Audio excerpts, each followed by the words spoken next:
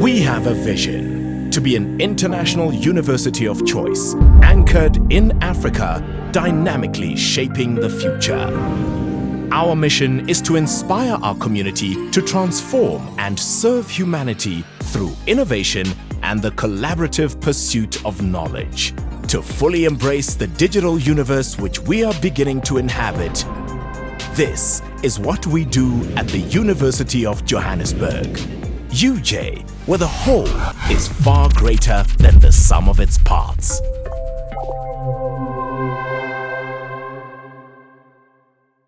So the last session for today is our breakout session with Ivy Segoe and Madumella Mofokeng, two of the librarians at UJ, and they are doing a workshop on online teaching.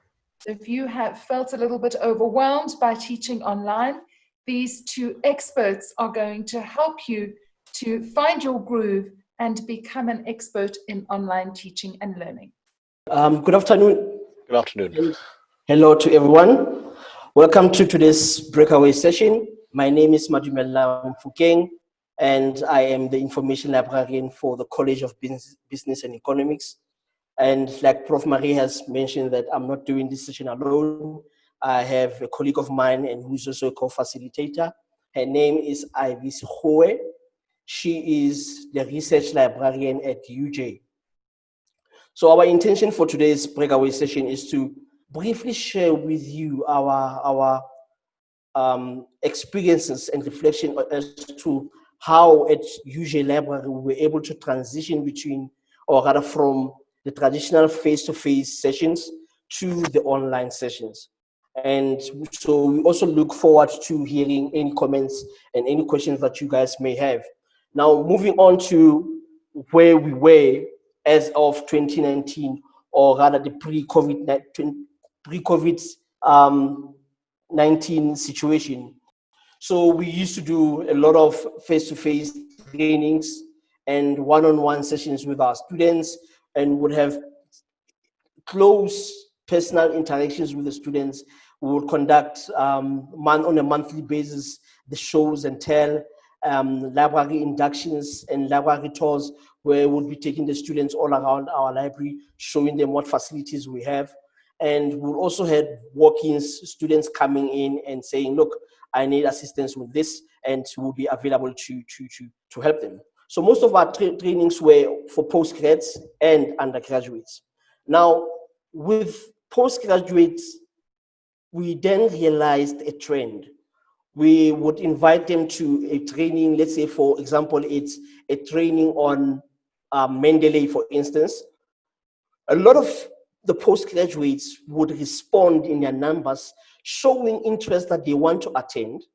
And when the day comes, we then realize that only about 8 to 14 show up in the training room. And as we started investigating this trend that we're seeing, we find out most of them had excuses. Some of the excuses would be transport, there's no time to leave from work to campus. Others would be traffic on their way to campus, and others would be distance. Is it worth it for me to travel from the south of Gauteng to Johannesburg for a training? And we then realized that if you look at the image on the left, it shows you that it depicts rather that we would be there as facilitators waiting for the students, but not all of them would show up. And we then looked at these excuses. We realized something, that all of these, and I call them excuses, all of these excuses were telling a story. And it was important for us to listen to that story. And then we did. Now, the picture on the right is a session that we had, our first online session that we had, which had 59 students in attendance. Now, let me just give you a brief context to that. Our training room, the one that we use to conduct such trainings, normally takes between 23 students at a time, 23, max 25 to 26.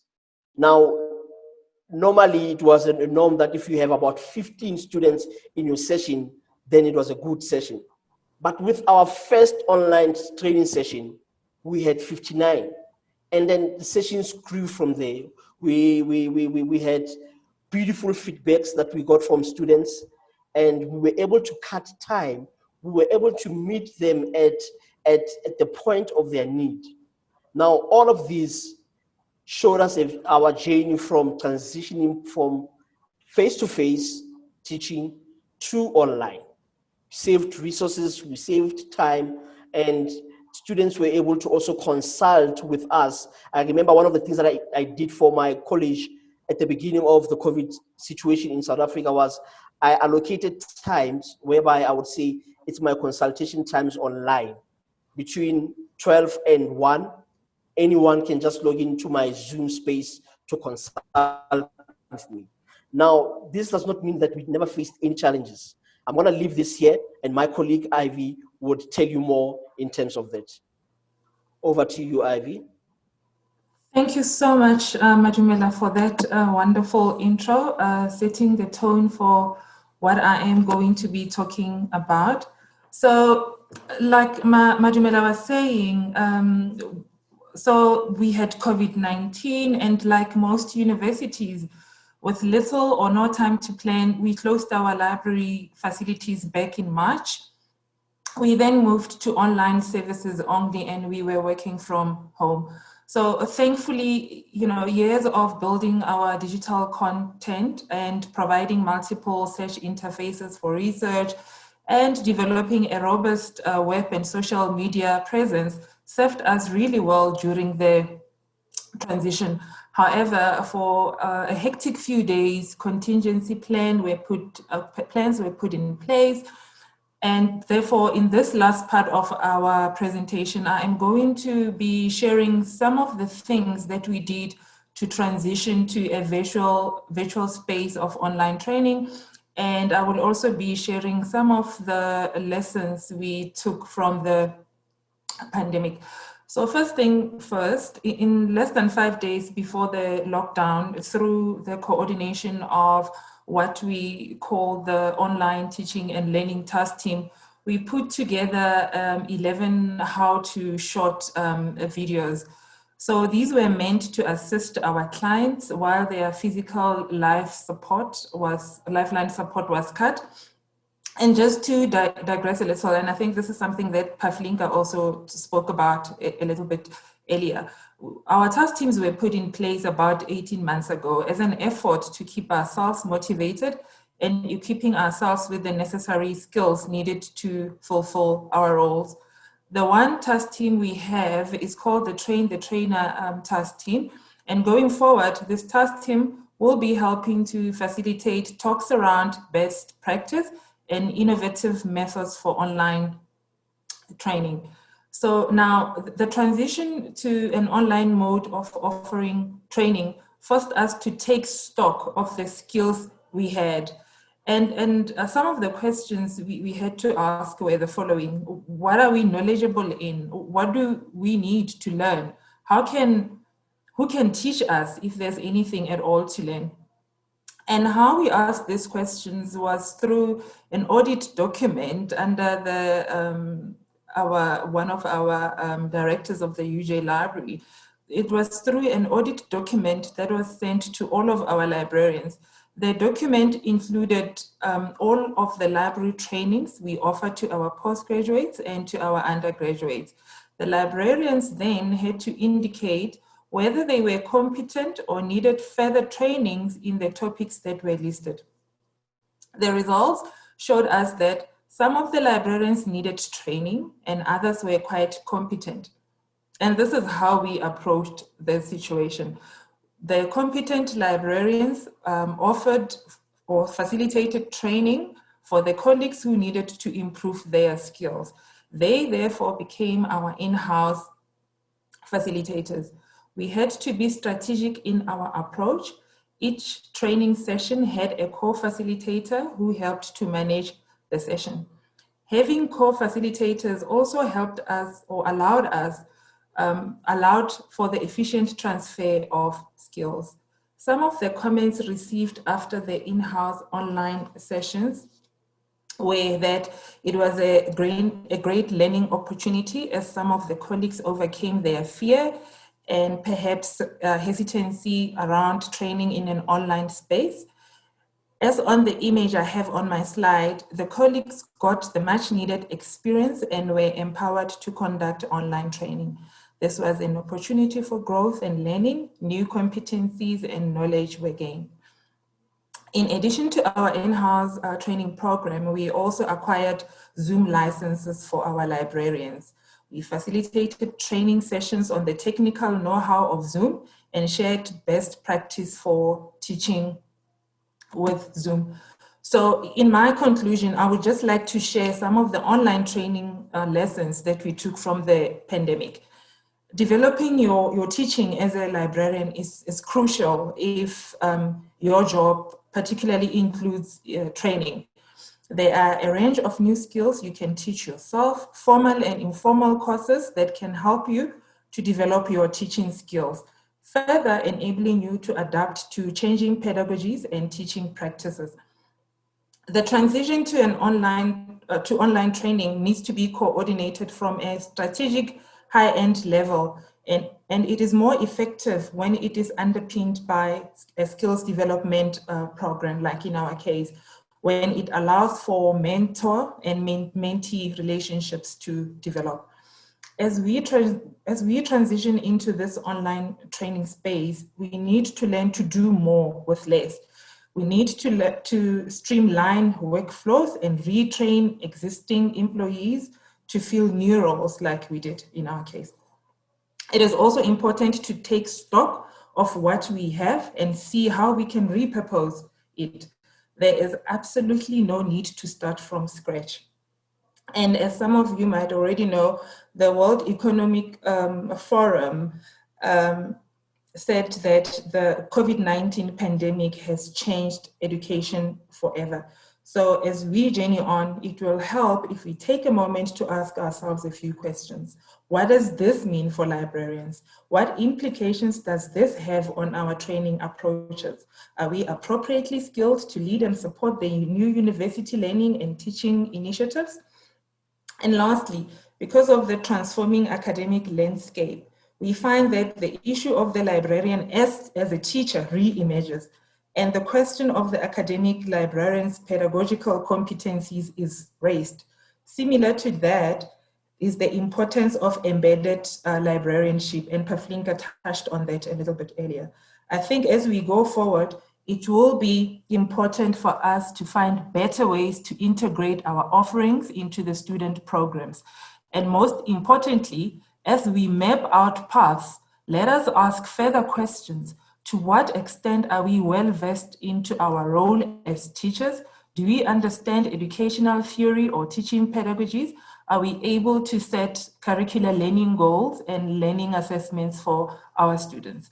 I would like to leave it here, and that is all that we had time to share with you today. Thank you very much for joining this session, and I hope you found it very useful.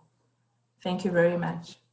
I trust that we will be taken back to the main room once. Is it time for a dialogue before we go back, or? Yes, we have a minute and a couple of seconds. Okay, so with Georgina, who I see is still with us, I think Georgina's still there.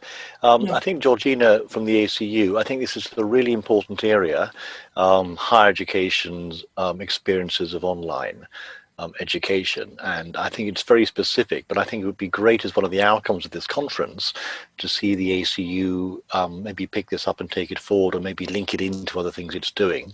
I think that would be great. So just a suggestion to the ACU. Thank you. Thank you very much. Thank you. I see that there's a... Hi, Georgina. Would you like to say something? Just thank you to Arif. You know, good idea. Online learning is a big thing for the ACU also. Yeah. We've got the Pebble project and East Africa, and looking to expand it to other regions. So I think, Georgina, that just before we get cut off, to interrupt, I think there's a lot going on, but what's not going on is we're not sharing experiences enough. Yeah. And that's where the ACU can really play a key role in facilitating and also scaling best practice, all of that stuff. And I think that's where there'd be a big appetite, but we're not doing that. Not enough that is happening at all, I think, because people are just too submerged in their silos. So I think, as you know, if you could link it to some of the issues that we've been discussing in the last 2 days of this conference, that would be, I'm sure Joanna and the team would love to see an outcome. So that would be a great outcome from this event. You know, so it's quite specific to say, look, that's fine, but you know, from this discussion these last 2 days, there was a lot of discussion about how do we adapt and pivot to this COVID environment through our teaching and our research, and how can we share experiences, you know, from this, and maybe feed into other things, you know, whether it's education for ministers or ACU meetings or regional meetings. I think it's so important, because I don't get the impression, Georgina, correct me if I'm mistaken, I don't think enough of that is happening. I think there's a lot of online stuff going on, but I think there's not enough of good Commonwealth sharing. I'm not sure whether my Johannesburg colleagues agree or disagree, or... Thank you very much, and I do think that there is what you are presenting to us will be a great opportunity for the librarians or the whole librarian community to come together and map out these paths for a way forward. That will be a great initiative, and something that I think the University of Johannesburg Library and other libraries would also like to be involved in. Thank you very much, and we look forward to those great discussions. Thank you very much. I see that we have 2 questions on the chat. Madumella, I will take the last one, and maybe you can answer the other one. So the question is, how do we encourage our staff to develop or learn new skills? I think, you know, like most libraries or universities, the pandemic sort of sprung on us. And from that, we saw that there's actually no time to waste. And that on its own was a motivation enough for us to teach ourselves how to do these things. So, you know, we saw that our staff members, our colleagues took initiative, because we realized that there's no way around this. We have to learn these things. So we had this sort of internal drive to do these things. And I think this is what is important. First, you need to have the drive to do it yourself. But as I said in my presentation, it's good if these initiatives to learn new skills they are also driven from a strategic level as well, where the library can arrange for different skill development programs and get as many of your staff to attend these ones. And I mean, we have experts already in our library, so why not tap into the skills of your existing expertise as well? So those are some of the ways that we encourage our staff to learn. And I hope that answers the question. Madumella, do you want to take a stab at the other question? Okay, thank you so much, Ivy. I see the question is from Wanja. The question is, as librarians, do you specialize like in humanities, etc.? I would say we do, because if you feel, for instance, if you are a law librarian, to a certain degree, you have to be very familiar with the concepts and the terms that are used in law for you to be able to assist the law students. For example, I'm in the College of Business and Economics. I do have certain expertise in terms of knowing the various concepts that are used in accountancy, in economics, in finance. And then again, the databases that we are using, certain law databases I can't use. And I know my colleagues also in law, certain databases that I use in economics, they cannot use because they are specialized. For instance, if you're coming from humanities, we give you a database called Thomson Reuters or Equity RT or a property database. You may have trouble finding your way around. So you really have to continue to skill yourself in your field of specialty. I hope that answers the question. Thank you very much, Madumella. This is all the time that we had for our session. Hello, everyone. I see that you're all back from the breakaway rooms. I hope that the last session was informative and inspiring. I'd like to end our conference by thanking everybody for participating, and to really send out a very big thank you to all our sponsors.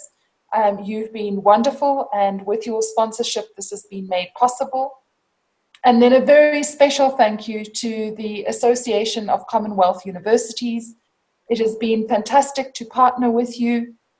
You have enabled us to bring wonderful speakers from all over the world to this conference. I'd like to thank all the speakers for putting together such informative, inspiring, and interesting presentations.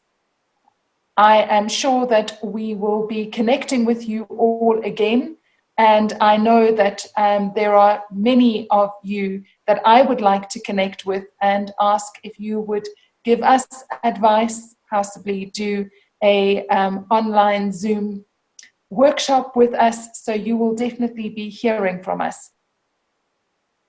Lastly, I would like to thank the fabulous team that have made this conference possible. You have been wonderful in how, firstly, you have learned to work in the online space. Secondly, you've had nerves of steel.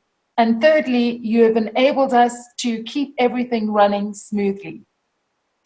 You have really been fantastic. I'd like to just give a shout out to our particular team, Alrina, who runs the team, Theo, and Renika, and Palesa, and Zane, our technical IT wizard who has been helping out. It's not normally part of our events team. Cabello, who's been helping us on social media, and Kevin, who's been helping to make sure that everything runs smoothly as we integrate from one face-to-face event and then into a video event. I know that there's been lots of support from all sorts of different people in the library, and especially to the librarians that have presented today. Thank you so much. I think this conference shows just how librarians have risen to become real heroes in this COVID time. And I think that if we listen to what has been shared in the conference over these last 2 days, there is room for librarians to really be leading the way in all sorts of new engagements in research, in teaching and learning, and in allowing and creating a whole variety of different networks to bubble up that we had never thought of before, but which are going to help us all to become better at what we do and hopefully create a world in which we are able to overcome adversity and create a world that is better for us and for all of animals, plant life, everything that makes the world what it is, possible to thrive and survive. To everybody listening all over the world, stay well and stay safe. Thank you so much for joining us, and enjoy whatever is left of the rest of your day.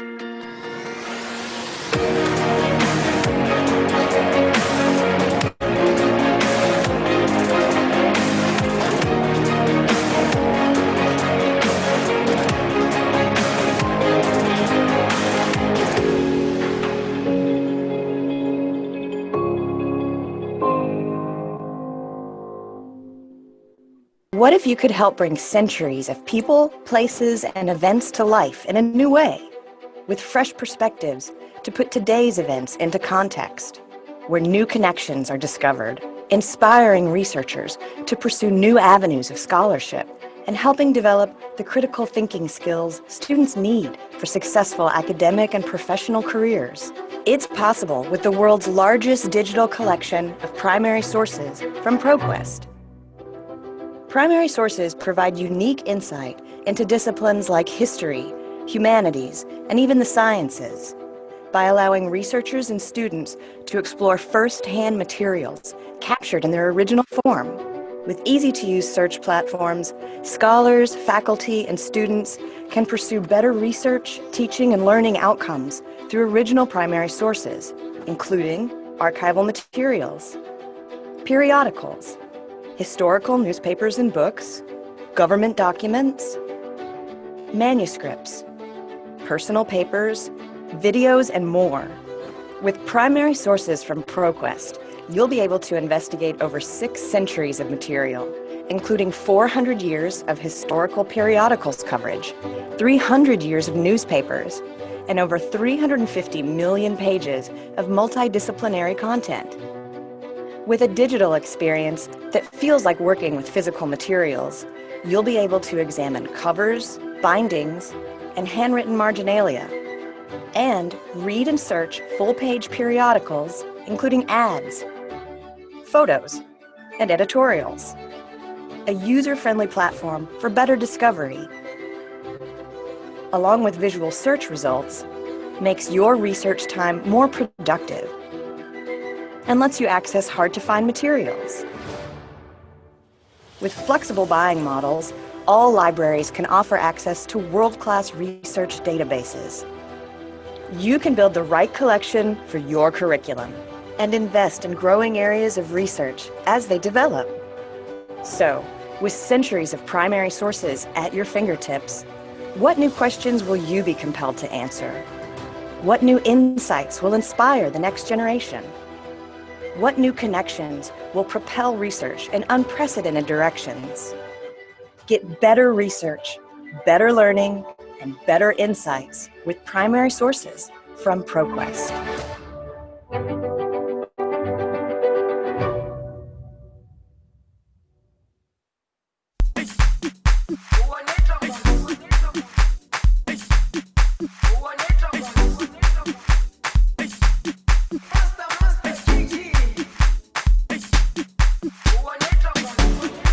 Jerusalema, ikhaya lami, ilondoloze, uhambe nami, zungangishilana.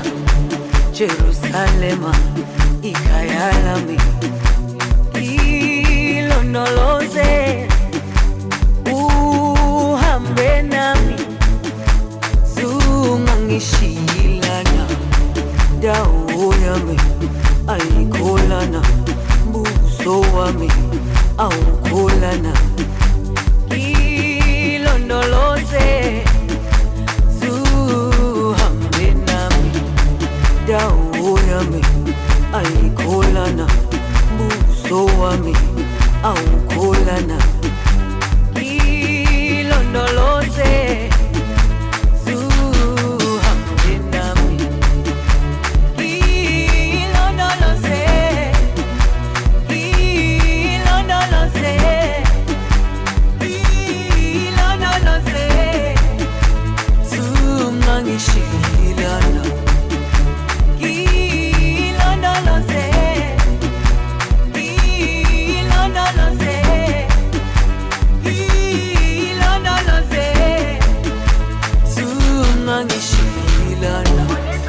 dawo yami ayikholana, buso wami awukholana. Ilondoloze, zuhambe nami. Dawo yami ayikholana.